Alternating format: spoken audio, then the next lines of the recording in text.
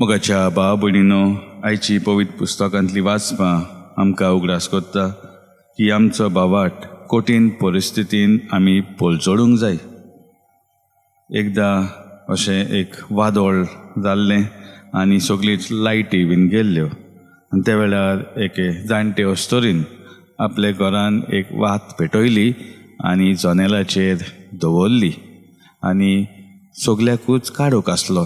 तरी इल्लीशी वात जी तिणें पेटयली तो भोंवतणी उजवाड दिवंक सुरू करता आनी शेजाऱ्यांनी पळोवन तीवूय तिच्या घरा गेले आनी आपली वाती पेटोवन तेणी त्यो आपल्या घरा मुखार ओ जनेलाचेर दवरल्यो.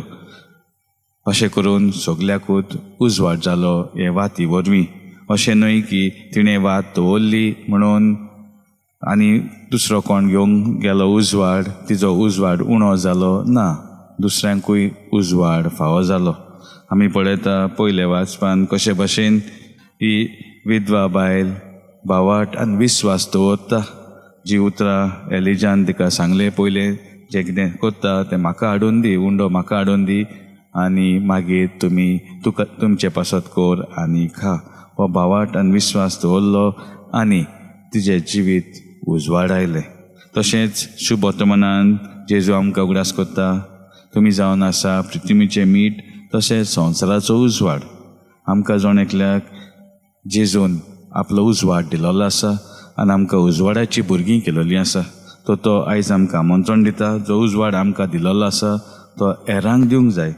जेन्ना आमी उजवाड हेरांक वांडटा आमचो उजवाड उणो जायना, आमचो उजवाड फकत वाडटा, म्हणल्यार आमचें जिवीत फलादीक जाता.